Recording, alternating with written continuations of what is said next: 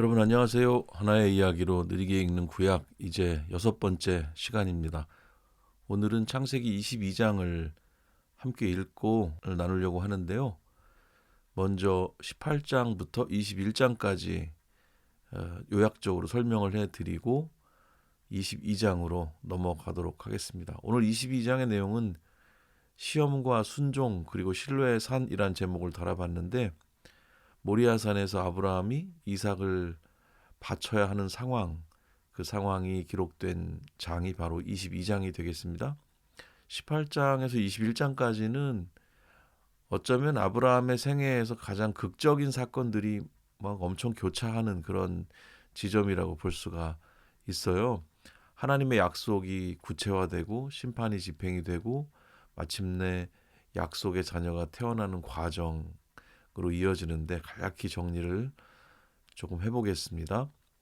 18장에서는 새 천사의 방문이 그려지고 또 중보기도 하는 내용이 나옵니다. 하나님께서 그 세 사람의 모습으로 아브라함을 방문하십니다. 내년 이맘때 이삭이 출생을 할 것이다 이렇게 예고를 하시거든요.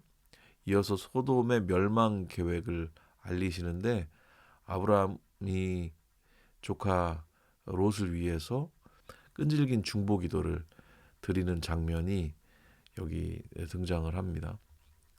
그리고 19장에서 소돔과 고모라의 심판 내용이 나옵니다. 너무 유명하고 우리 영화에서도 많이 봤던 장면이죠. 타락한 도시 소돔에 유황불 심판이 내립니다.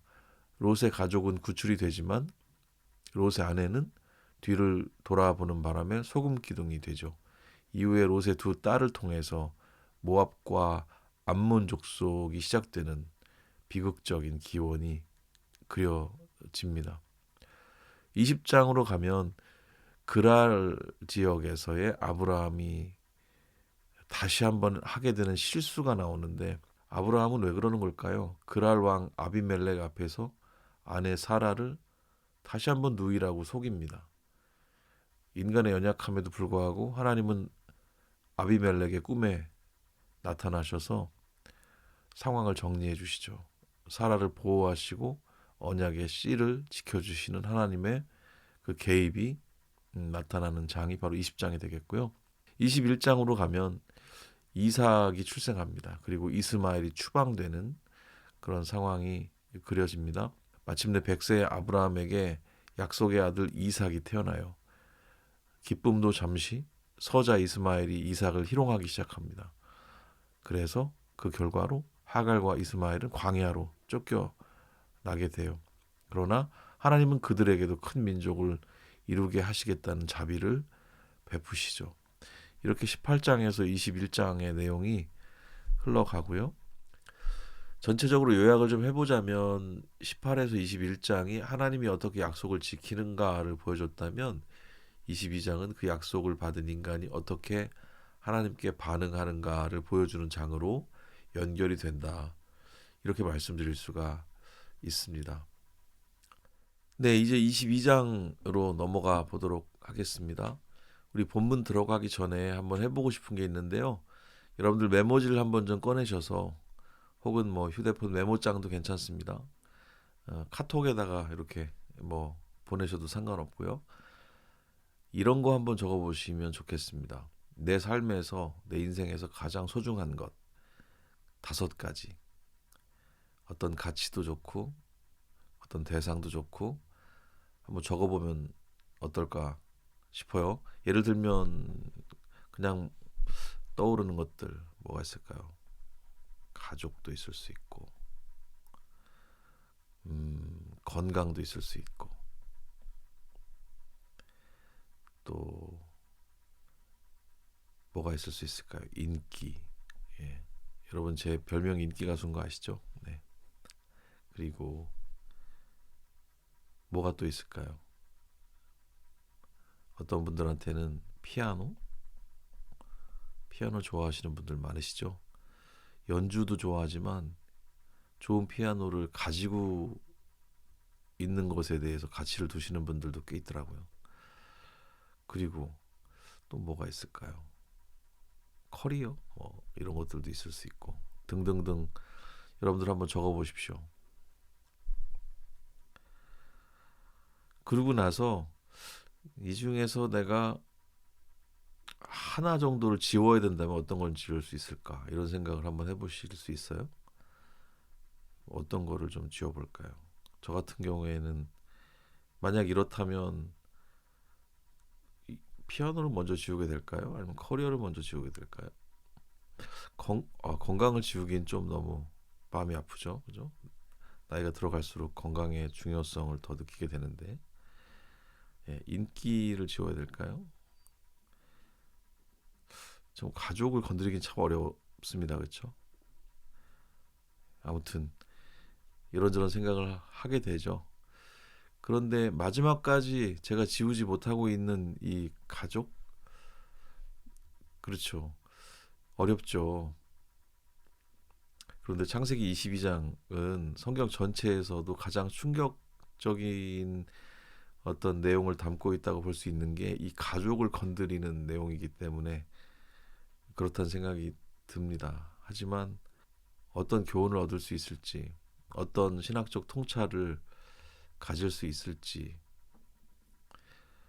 이삭을 결박하고 하나님께 바쳐야 되는 그 상황, 그 상황이 무엇을 우리에게 이야기해 주고 있는지 조심스럽게 한번 들어가 보도록 하겠습니다.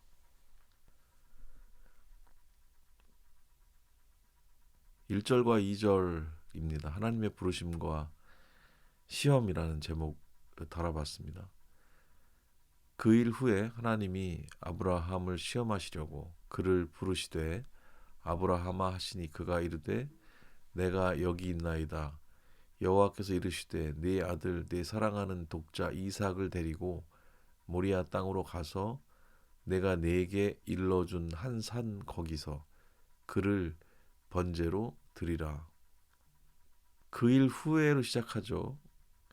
무슨 일이었을까요? 그 일이라고 하는 것이 아비멜렉 얘기 잠시 드렸었는데 아비멜렉과의 평화 조약 이후 아브라함의 삶이 안정된 시기에 닥친 위기라고 볼 수 있습니다.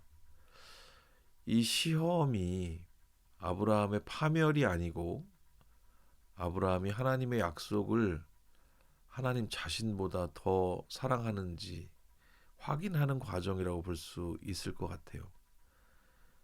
예를 들면 아버지가 선물을 사가지고 오시는 날 아들이 아버지를 환영한다면 선물을 환영하는 것일까? 아버지를 환영하는 것일까? 그런 질문이라고 볼 수 있다는 거죠. 이게 좀 잔인한 질문일 수 있죠, 사실은. 2절에 보면 여러분 여기 보세요. 내 아들 그리고 내 사랑하는 독자 이삭.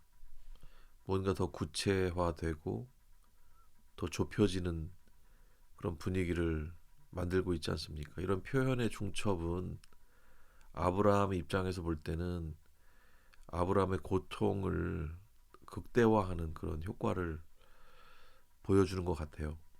당시 고대 근동에는 인신제사 문화가 실제 있었죠. 그래서 이 장면이 마치 인신제사를 받으시는 하나님의 모습처럼 비춰줄 수 있지만 하나님이 결국 이를 거부하시잖아요. 인신제사를 받으시는 하나님이 아니셨잖아요. 이 장면을 통해서 고대 근동 사회 그리고 그 주변의 많은 사람들에게 하나님이란 신이 어떤 신인가를 웅변적으로 보여주는 장면이라고 생각합니다. 많은 사람들을 마치 인신제사의 장면으로 데려가는 듯 하다가 결국 결론이 뒤바뀌면서 여호와 하나님이라는 신이 어떤 신인지를 드러내고 있는 장면이다. 그렇게 볼 수 있는 기록인 것 같아요.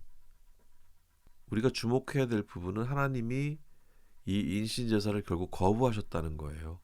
그러면서 당시 사회에 하나님이란 어떤 신이신가? 하나님이 이방 신들과 무엇이 다르신 분이신가? 이것을 천명하고 있는 그런 장면이라고 볼 수가 있겠습니다. 이 시험은 사실 아브라함의 자격 심사 뭐 이렇게 볼 수도 있겠지만 언약이라고 하는 것에 대해서 생각하게 하는 그런 내용인 것 같거든요. 하나님이 아브라함에게 복을 약속하셨지만 아브라함이 그 복 자체를 하나님보다 더 신뢰하게 될 위험을 경계하신 장면이다. 이렇게 이해하는 것이 좋은 이해인 것 같고요. 이 시험은 아브라함의 신앙을 파괴하려고 하는 유혹이라기보다는 아브라함을 순도 높은 그런 믿음의 사람으로 보여주기 원하시는 하나님의 일하심이다. 이렇게 봐야 할 것 같습니다. 네, 이제 3에서 6절입니다. 침묵의 여정 읽어보겠습니다. 아브라함이 아침에 일찍이 일어나 나귀의 안장을 지우고 두 종과 그의 아들 이삭을 데리고 번제에 쓸 나무를 쪼개어 가지고 떠나 하나님이 자기에게 일러주신 곳으로 가더니 제3일에 아브라함이 눈을 들어 그곳을 멀리 바라본지라. 이에 아브라함이 종들에게 이르되 너희는 나귀와 함께 여기서 기다리라. 내가 아이와 함께 저기 가서 예배하고 우리가 너희에게로 돌아오리라 하고 아브라함이 이에 번제나무를 가져다가 그의 아들 이삭에게 지우고 자기는 불과 칼을 손에 들고 두 사람이 동행하더니 본문에는 사실 아브라함의 심리 묘사가 있질 않아요. 이 침묵을 어떻게 이해할 수 있을까요? 철저한 절망 속에서의 묵묵한 순종 그런 모습이 되겠죠. 하나님께 따지거나 변명하거나 그러지 않고 정말 묵묵히 3일의 길을 걷습니다. 여기 흥미로운 구절이 5절에 나오는데 우리가 너희에게로 돌아오리라 라고 하는 부분이 있어요. 우리가 너희에게로 돌아오리라. 우리가 돌아오리라 라고 하는 이 5절의 복수형 동사에 우리가 주목을 할 필요가 있는데 이 부분이 히브리서에 나와 있습니다. 히브리서 11장 19절을 보면 그가 하나님이 능히 이삭을 죽은 자 가운데서 다시 살리실 줄로 생각한지라 이런 표현이 나와요. 그리고 이어서 읽어보면 비유컨대 그를 죽은 자 가운데서 도로 받은 것이니라 이렇게 적혀 있거든요. 아브라함은 하나님께서 이삭을 통해서 네 자손이 번성하리라 하고 하신 약속을 가지고 있는 사람인데 지금 받은 명령은 이삭을 번제로 바치라는 명령이에요. 이 사이에 모순이 있는 거지 않습니까? 이것을 부활이라는 믿음으로 해결을 하고 있는 그런 모습으로 읽을 수가 있습니다. 이 아브라함의 이 사고방식, 아브라함의 생각을 우리 현장, 삶의 현장으로 좀 가져와 볼 필요도 있을 것 같아요. 약속을 받은 사람으로 삽니다. 그런데 현실이 이상합니다. 이 약속과는 조금 결이 다르게 전개가 돼요. 이 약속의 흐름이라면 마땅히 이래야 될 텐데 잘 안 풀려요. 모순된 상황들이 많이 보여요. 그럴 때 나의 마음속에 어떤 일이 벌어지는가? 그것이 하나님을 신뢰할 수 없는 하나의 증거로 작용을 하는가 아니면 하나님을 신뢰하기 때문에 이 상황에 대한 이해를 새롭게 하게 되는가? 아브라함은 그 상황에 대한 이해를 새롭게 하고 하나님의 능력을 신뢰하는 모습을 보이거든요. 그 모습이 아브라함의 위대함이라고 생각합니다. 아브라함의 믿음은 막연한 낙관론이라고 보기 어렵습니다. 그래서 우리가 돌아오리라라고 하는 고백은 하나님의 신실하심에 근거한 확신에 찬 예언적인 선포다. 이렇게 말할 수가 있는 장면인 거예요. 생사화복을 주관하시는 하나님에 대한 절대적 신뢰 그리고 죽음 너머의 생명을 바라보는 그 부활 신앙의 표현이다. 이렇게 볼 수 있습니다. 그리고 이삭이 죽음을 경험하지 않고 살아 돌아온 것은 장차 죽음에서 부활하실 예수 그리스도를 예표하는 사건이 되기도 합니다. 이삭이 등에 지고 가는 번제의 나무는 훗날 십자가를 지고 가는 예수 그리스도를 예표하는 것으로 볼 수 있습니다. 3절에 아브라함이 아침에 일찍이 일어나 이 표현이 나오는데 이 문장에 주목하시는 분들도 있더라고요. 아브라함이 아침에 일찍이 일어난 이 기록을 단순한 근면함으로 보는 게 아니고 생각을 허용하지 않는 철저한 순종으로 해석을 하는 겁니다. 시간을 많이 가지면 자꾸 어떤 결정을 미루게 되거나 마음이 약해지거나 다른 생각들을 많이 할 수 있기 때문에 그러기 전에 즉각적으로 순종하고 있는 모습을 보여주는 그런 아브라함의 어떤 태도를 보이는 문장으로 보는 거예요. 그리고 3일 길을 걷는 동안에 하나님과는 단 한마디도 나누었다는 기록이 없습니다. 침묵의 시간이죠. 침묵의 여정이죠. 제가 제목을 단 것처럼 얼마나 힘든 시간이었을까 이런 생각을 해보게 됩니다. 이 3일의 여정이라고 하는 것도 그리스도의 십자가 사건하고도 연결이 되지 않습니까? 죽음과 부활의 3일. 그 시간을 오가면서 생각해 볼 수 있는 그런 장면이 되는 것 같아요. 두 사람이 동행하더니 6절에 나오는 그 표현도 히브리어로는 야흐다브라고 하는데요. 아버지는 아들을 죽이러 가고 아들은 죽으러 가는 이 참 기묘하고 비극적인 함께함이 이 성경 전체를 통해서 볼 때도 정말 가장 고통스러운 동행의 시간이 아닐까 하는 생각이 들면서 동시에 똑같은 상황을 겪으신 하나님과 예수 그리스도의 상황도 또한 떠올리게 되는 장면이 아닐 수가 없습니다. 네, 이제 7절에서 10절 읽어보도록 하겠습니다. 이삭의 질문과 아브라함의 대답이란 제목을 달아봤는데요. 이삭이 그 아버지 아브라함에게 말하여 이르되 내 아버지여 하니 그가 이르되 내 아들아 내가 여기 있노라. 이삭이 이르되 불과 나무는 있거니와 번제할 어린 양은 어디 있나이까.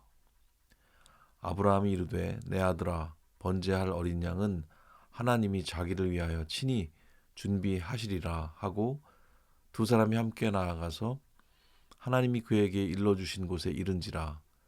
이에 아브라함이 그곳에 제단을 쌓고 나무를 버려놓고 그의 아들 이삭을 결박하여 제단 나무 위에 놓고 손을 내밀어 칼을 잡고 그 아들을 잡으려 하니. 내가 여기 있나이다가 22장에 3번 등장을 합니다. 먼저 1절에 나오는데 하나님이 아브라함을 시험하려고 그를 부르시되 아브라함아 하시니 그가 이르되 내가 여기 있나이다. 우리가 아까 읽은 부분이죠. 그리고 아브라함과 이삭의 대화, 지금 우리가 읽은 부분 7절입니다. 이삭이 그 아버지 아브라함에게 말하여 이르되 내 아버지여 하니 그가 이르되 내 아들아 내가 여기 있노라 이렇게 말을 하고 있어요. 그리고 11절에 요 다음 부분인데요. 여기도 여호와의 사자가 하늘에서부터 그를 불러 이르되 아브라함아 아브라함아 하시는지라 아브라함이 이르되 내가 여기 있나이다. 이렇게 아브라함이 3번 자신에 대해서 내가 여기 있나이다, 내가 여기 있노라 이렇게 얘기를 하고 있어요. 이 말은 말씀드린 대로 관계적 책임감을 보여주는 강조점이라고 볼 수가 있습니다. 7절을 보면 단둘이 그 산속에 있는데 서로 눈빛을 보고 있는 상황이면 굳이 저렇게까지 대화를 할 필요가 있을까? 물론 가능한 대화이지만 내 아버지여 그러니까 내 아들아 내가 여기 있노라. 서로 못 보고 있는 상황 속에서 어둠 속에서 서로를 찾고 있는 듯한 느낌도 들잖아요. 어떤 문학적 장치가 분명히 있다는 생각이 듭니다. 그리고 강조하려고 하는 어떤 극적 효과도 있는 것 같고요.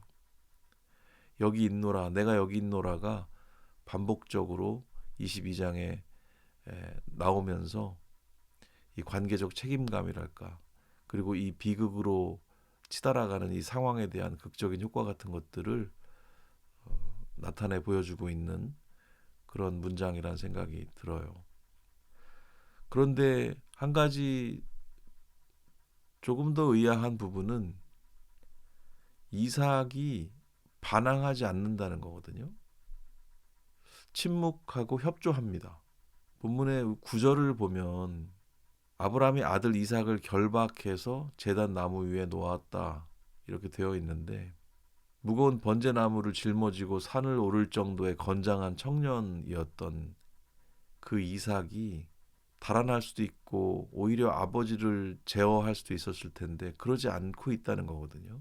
그냥 순순히 결박을 당한 것으로 보이잖아요. 어떻게 해석할 수 있을까요? 아버지 아브라함에 대한 절대적인 신뢰의 모습으로 읽을 수가 있을 겁니다. 이삭은 평생 동안 아버지가 하나님과 동행하는 삶을 곁에서 지켜봤겠죠. 아버지가 자신을 죽이려고 할 때 그것은 어떤 단순한 광기가 아니고 하나님의 준엄한 명령이라는 것을 직감했을 거예요. 아버지의 사랑과 아버지의 신앙을 신뢰하고 믿었기 때문에 자신의 생명을 아버지의 손에 맡긴 것이 아닌가, 이런 생각을 해보게 돼요. 유대교 전통에서는 이삭의 역할을 자발적 봉헌자로 본다고 합니다. 이삭이 이렇게 얘기를 했다고 해요. 나를 단단히 묶어주세요. 혹시 내가 무서워서 몸부림치다가 재물을 부정하게 만들지도 모르니까요. 이렇게 말했다는 전승이 있을 정도로 이삭의 협조는 하나님의 뜻에 합당한 재물이 되려고 하는 능동적인 순종으로 풀이가 되기도 합니다. 그리고 예수 그리스도의 예표 역할을 한다는 거예요. 이삭의 협조는 십자가를 지신 예수 그리스도를 가장 완벽하게 예고하는 장면이다, 이렇게 볼 수 있다는 겁니다. 구약의 첫 책이지만 우리는 벌써 여러 번 예수 그리스도의 모습을 바라보게 되었습니다. 이런 점들이 모여서 하나의 큰 선을 이루게 되는 것이죠.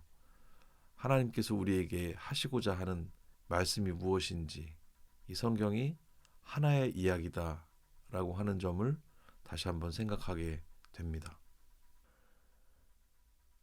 네, 이제 11절에서 14절까지 말씀을 함께 읽고 생각해 보도록 하겠습니다. 여호와의 사자가 하늘에서부터 그를 불러 이르시되 아브라함아 아브라함아 하시는지라. 아브라함이 이르되 내가 여기 있나이다 하매 사자가 이르시되 그 아이에게 네 손을 대지 말라. 그에게 아무 일도 하지 말라.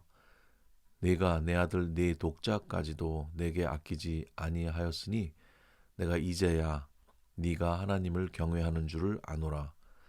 아브라함이 눈을 들어 살펴본즉 한 순양이 뒤에 있는데 뿔이 수풀에 걸려 있는지라. 아브라함이 가서 그 순양을 가져다가 아들을 대신하여 번제로 드렸더라. 아브라함이 그 땅 이름을 여호와 이레라 하였으므로 오늘날까지 사람들이 이르기를 여호와의 산에서 준비되리라 하더라. 여호와의 사자가 개입하는 그 장면을 그리고 있습니다. 이 전장에서 얘기했듯이 내가 여기 있나이다 라는 표현이 여기 22장에서 여기 세 번째로 등장을 하는 것이고, 그것은 관계적인 어떤 책임성 같은 것들을 보여준다고 말씀을 드렸는데요. 여기서도 아브라함의 내가 여기 있나이다가 등장을 하고 있습니다. 오늘 본문 속에서 우리가 특별히 유심히 한번 살펴봐야 될 단어가 있다면 12절에 있는 이제야인 것 같거든요. 이제야라는 표현이 있는데 짧은 표현이지만 여러 가지 생각을 하게 하는 표현입니다. 구약의 이야기 안에서는 하나님이 하시는 행동이나 이런 것들이 다 의인화가 되어 있기 때문에 이것을 해석적인 이해를 가지고 읽어야 되는데, 많은 경우에 그냥 우리와 똑같은 성정의 어떤 존재로 이해를 하는 경우도 있는 것 같아요. 우리가 이런 표현들을 해석을 할 때 아브라함의 이야기 자체에서만 그 독립된 하나의 이야기로 생각을 해서 그 안에서의 스토리만을 생각을 하면 성경이 말하고자 하는 부분을 놓칠 수도 있다는 생각을 하게 됩니다. 성경 전체의 구조 안에서 이 상황들을 좀 바라볼 수 있어야 되지 않을까 싶거든요. 여기 이제야라고 하는 표현을 하나님이 몰랐던 사실을 깨달으신 것이 아니고 아브라함의 믿음이 공적으로 최종적으로 확증이 되었음을 선포하는 의미로 우리가 좀 이해를 할 필요가 있는 겁니다. 성경 전체를 통해서 아브라함의 역할과 아브라함의 의미를 생각해 볼 때 그렇게 생각해 볼 수가 있는 거고요. 창세기 15장하고도 연결을 해볼 수 있어야 되는데 거기서 보면 하나님께서 밤하늘의 별을 보여주시면서 내 자손이 이와 같으리라 하는 그런 약속을 하실 때 아브라함이 그걸 믿었다 이렇게 돼 있거든요. 그 믿음을 하나님께서 의로 여기셨다 이런 말씀을 하는데 거기 15장에서의 믿음이 내면적인 믿음이었다면 오늘 22장에서의 이 말씀 이제 알았노라라고 하는 그 말씀은 하나님이 몰랐던 걸 아셨다라는 그런 의미보다는 그 믿음이 행위를 통해서 드디어 완성이 되었다라고 하는 것을 이 성경 전체를 통해서 선언하고 있는 장면이라고 볼 수가 있다는 거죠. 그리고 여기 여호와 이레라고 하는 표현이 나오고 있죠. 여호와께서 보신다 혹은 준비하신다라는 의미를 갖고 있습니다. 실제로 어근이 그래요. 이레라고 하는 단어가 쓰이고 있는데 이 이레가 보다라고 하는 단어에서 유래했다고 하거든요. 그렇기 때문에 14절 말씀 오늘날까지 사람들이 이르기를 여호와의 산에서 준비되리라 하더라 이 말씀 있잖아요. 여기 준비되리라는 말씀을 그 어원적 의미로 다시 새겨본다면 하나님이 당신의 산에서 우리를 지켜보고 계신다. 이렇게 볼 수도 있는 거죠. 그래서 우리의 어려움과 우리의 고민과 우리의 난처함과 곤경을 사람들은 바라볼 수 없는 그런 상황에서도 우리 하나님은 그것들을 보고 계신다. 이렇게 이해할 수 있게 하는 단어라 볼 수 있습니다. 그래서 사람들이 많이 그렇게 사랑하고 또 사랑받는 단어가 아닌가. 그래서 많은 사람들의 이름으로도 쓰이고 있지 않은가 하는 생각이 들어요. 우리 교회에도 이 이름을 가지고 계신 전도사님도 계시죠. 네, 그렇습니다. 자, 이제 마지막 15절에서 24절까지 말씀 두 페이지로 나누어서 좀 읽도록 하겠는데요. 축복의 재확인 내용하고 나홀의 족보가 특별하게 등장합니다. 같이 천천히 한번 읽어 볼게요. 여호와의 사자가 하늘에서부터 두 번째 아브라함을 불러 이르시되 여호와께서 이르시기를 내가 나를 가리켜 맹세하노니 네가 이같이 행하여 네 아들 네 독자도 아끼지 아니하였은즉 내가 내게 큰 복을 주고 네 씨가 크게 번성하여 하늘의 별과 같고 바닷가의 모래와 같게 하리니 네 씨가 그 대적의 성문을 차지하리라. 또 내 씨로 말미암아 천하 만민이 복을 받으리니 이는 내가 나의 말을 준행하였음이니라 하셨다 하니라. 이에 아브라함이 그의 종들에게로 돌아가서 함께 떠나 브엘세바에 이르러 거기 거주하였더라. 그리고 이어지는 본문은 나홀의 족보와 관련된 이야기가 되겠습니다. 이 일 후에 어떤 사람이 아브라함에게 알리어 이르기를 밀가가 당신의 형제 나홀에게 자녀를 낳았다 하였더라. 그의 맏아들은 우스요 우스의 형제는 부스와 아람의 아버지 그무엘과 게셋과 하소와 빌다스와 이들랍과 부드엘이라. 이 8사람은 아브라함의 형제 나홀의 아내 밀가의 소생이며 부드엘은 리브가를 낳았고 나홀의 첩 루우마라 하는 자도 데바와 가함과 다하스와 마아가를 낳았더라. 15절부터 좀 살펴보도록 하겠는데요. 여러분 여기 보면 맹세가 나옵니다. 하나님께서 맹세를 하시는 장면인데 일방적인 맹세예요. 하나님께서 맹세를 하고 계십니다. 제가 점에 대해서 선에 대해서 비유를 들어서 자주 말씀을 드리는데 성경의 어떤 이야기들이 파편적으로 독립적으로 존재하는 것 같지만 그것들이 멀리서 보면 하나의 선을 이룬다 그랬잖아요. 그래서 하나의 이야기로 이해할 수 있도록 돕는다고 했는데 이 맹세하시는 장면들이 대부분 그렇습니다.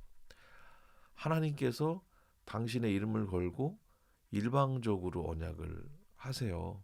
우리 횃불 언약 기억하시죠? 아브라함과 맺은 횃불 언약도 원래 언약 쌍방간에 같이 그 쪼갠 고기 사이를 지나가야 되는 겁니다. 그래서 언약을 어길 시에는 이렇게 될 것이다라고 하는 것을 보여주는 그런 언약인데 거기에 횃불로 하나님 당신만이 거길 지나가신단 말이에요. 그런 부분이라든지 또 노아 홍수 있을 때도 노아에게 그 무지개 언약을 하실 때도 보면 하나님이 그 무지개를 먼저 보시겠다고 하거든요. 너희들이 봐라가 아니라.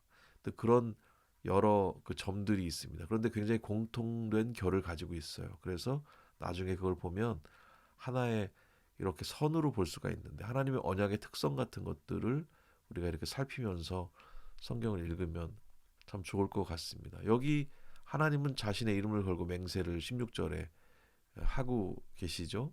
이것이 인간의 순종이 그 하나님과의 약속을 끌어내는 것이 아니고 하나님의 약속이 인간의 순종을 통해서 역사 속에서 확증되는 과정이라고 이해를 해야 합니다. 그러니까 그 앞뒤 선후 관계를 우리가 조금은 헷갈릴 수가 있고 오해할 수가 있는데 인간이 먼저가 아니라 하나님이 먼저였다는 것을 꼭 기억을 하셔야 할 것 같아요. 그리고 말씀드린 나홀의 족보 얘기인데요. 여기서 왜 갑자기 나홀의 족보 얘기가 나오는 걸까? 23절에 보면 우리에게 많이 알려진 여인의 이름이 등장합니다. 리브가라는 이름, 레베카, 리브가가 여기 등장을 합니다. 여기 우리가 주목을 할 필요가 있겠죠. 이 족보의 배치가 여기서 이삭의 배필이 되는 리브가를 소개함으로써 죽음의 위기를 넘긴 이삭의 세대가 어떻게 이어지게 될지를 미리 보여주는 그런 문학적인 장치라고 볼 수가 있겠어요. 하나님이 자기 자신을 가리켜 맹세하시는 장면에서 우리가 언약의 불변성 같은 것을 읽을 수가 있는데 사실 그 언약의 불변성이 어떻게 앞으로 이어지게 될지를 미리 보게 해주는 그런 장면이라고 볼 수가 있겠습니다. 이 족보는 굉장히 중요하죠. 성경에서 족보가 나오는 부분들은 좀 예리하게, 예민하게 볼 필요가 있습니다. 죽음의 산 모리아에서 내려온 아브라함에게 주어지는 생명의 응답이라고 볼 수가 있는 거죠. 이삭은 죽을 뻔했지만 이제 그의 배필인 리브가의 소식을 듣게 됨으로 해서 생명의 역사가 멈추지 않고 계속될 것이다라는 것을 선포하고 있는 그런 의미를 가지는 족보의 등장이다. 이렇게 이해하시면 좋겠습니다. 예, 이렇게 22장 내용을 살펴봤는데요.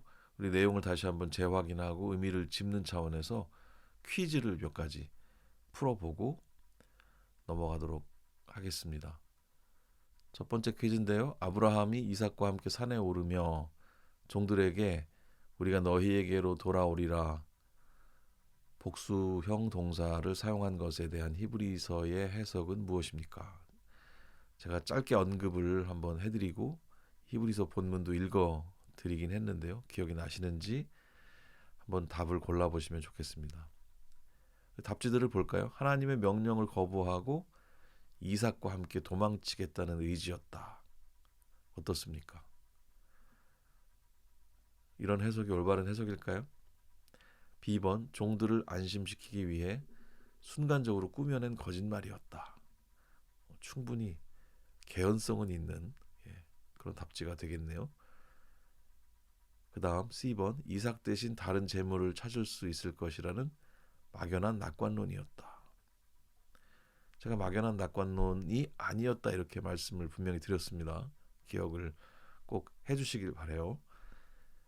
그리고 D번 하나님이 이삭을 죽은 자 가운데서 다시 살리실 것이라는 부활의 믿음이었다. 어떤 게 정답이겠습니까? 네, D번. 네, D번이 우리가 함께 공부한 내용이 되겠습니다. 하나님께서 해주신 언약이 있는데 또 하나님께서 지금 하시는 명령이 모순적인 상황임을 알게 됐을 때 아브라함은 어떤 태도를 취하는가? 하나님의 언약에 대해서 신뢰하는 마음이 있기 때문에 그 사실에 흔들리질 않는 겁니다. 그러면서 그 이후의 상황들에 대해서 궁리하다 보니 부활의 믿음의 자리까지 가게 된 거죠. 그래서 신앙적인 그런 모습이라고 볼 수가 있겠습니다. 아브라함이 이 부활의 믿음을 가지고 있었을 것이다라고 추론할 수밖에 없는 것은 아브라함이 하나님께서 하신 그 언약은 지켜질 것이라는 그 강력한 믿음이 있었기 때문에 지금 당장 들려오니 명령하고 모순되지만 그러나 흔들릴 수 없는 것은 하나님의 언약이라는 것을 알기 때문에 결국은 부활의 믿음으로 귀결되는 생각을 할 수밖에 없었다. 네, 이렇게 생각하게 되는 겁니다. 두 번째 퀴즈예요. 이제야 알았노라. 12절에 나왔던 말씀이죠. 신학적 의미로 가장 적절한 것은 무엇입니까? A번 아브라함의 믿음이 행동으로 증명되는 실존적 결단의 순간을 존중하신다는 뜻이다. 어때요, 여러분? 답이 너무 일찍 나온 것 같죠? B번 아브라함이 시험을 통과하지 못할까 봐 걱정하시던 마음이 해소되었다는 뜻이다. C번 하나님은 전지하지 않으시기에 인간의 행동을 보고서야 정보를 얻으신다. 제가 이 부분에 대해서 설명을 조금 드렸습니다. D번 미래를 알 수 없는 하나님이 과거의 데이터를 통해 내린 결론이다. A번이 답이 되겠죠? B번, C번, D번의 내용은 모두 제가 강의에서 설명드린 것처럼 부족한 대답들이고 하나님에 대한 부족한 이해죠. 구약 성경이 하나님을 묘사할 때 의인화 기법을 쓰기 때문에 우리가 자주 우리와 똑같은 성정을 가진 존재로 생각하기 쉽다는 겁니다. 그래서 자주 하나님에 대한 오해를 가지게 될 뿐 아니라 이야기 구조 안에서 그 작은 이야기 안에서만 그 안에서의 어떤 플롯이라든지 그 안에서의 스토리 흐름만 보기 때문에 전체적인 성경의 이 정경이 가지는 흐름을 충분히 이해하지 못한 채로 그 내용을 읽다 보면은 더 깊이 우리가 오해에 빠지거나 잘못된 이해를 가질 수가 있다는 거죠. B번, C번, D번이 그런 우리의 오해의 측면들을 보여주고 있는 오해의 답지라고 볼 수가 있는 거고요.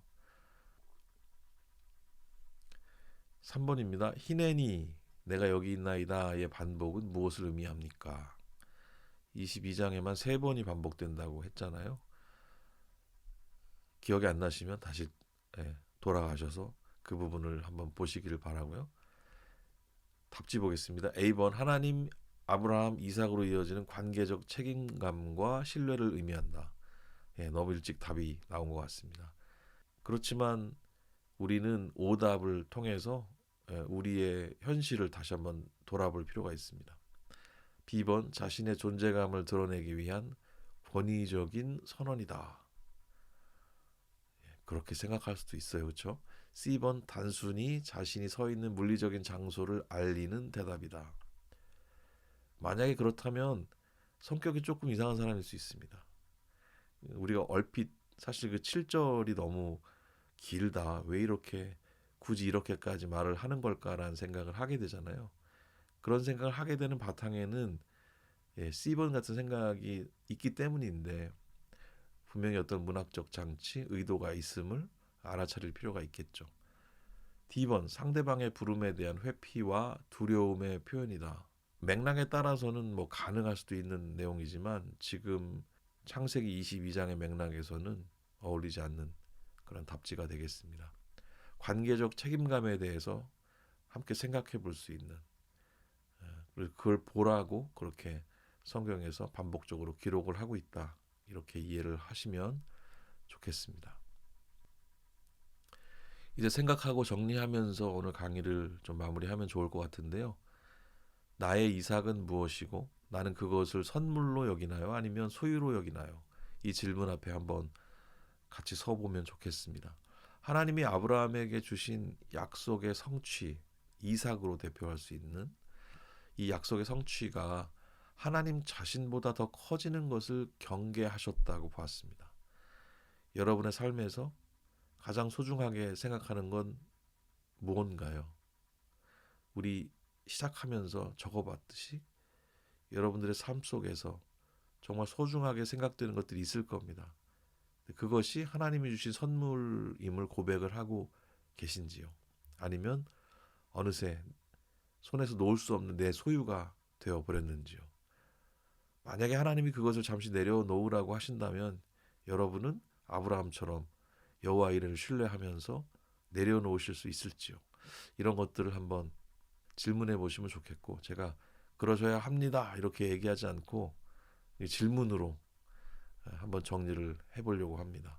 스스로 생각해 보시고 자신의 삶의 자리에서 한번 대답해 보시면 좋겠습니다. 두 번째는 이해되지 않는 침묵의 3일길을 걸을 때 나는 무엇을 붙들고 있는가? 아브라함과 이삭이 모리아산을 향해 걸어가던 그 3일의 이야기인데 우리 삶 안에도 그런 시간들이 있을 수 있다는 거죠. 아브라함의 3일간의 침묵은 절망 속에서의 철저한 순종이었습니다. 기도의 응답은 없고 상황은 점점 더 나빠져만 가는 그 모리아산으로 향하는 3일 길과 같은 시간을 혹시 지나고 계시지는 않으신지요? 내 생각과 내 상식과 나의 도덕으로는 도저히 이해되지 않는 하나님의 섭리 앞에서 여러분 아브라함처럼 하나님이 친히 준비하시리라는 믿음으로 묵묵히 걸음을 내딛고 계시는지요?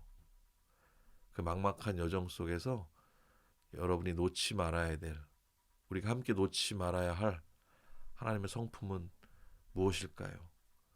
하나님에 대한 생각 같이 해보셨으면 좋겠습니다. 어려운 표현이지만 여기 섭리라는 표현이 문장 중에 있잖아요. 제가 이 표현을 여기 써놨는데 이 섭리라는 표현이 영어로는 providence라고 하거든요.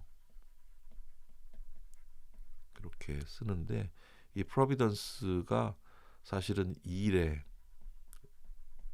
영어 버전 번역이라고 볼 수가 있습니다. 이것을 우리가 이제 우리말로 번역을 할 때 이 섭리라고 번역을 하게 되는 거죠.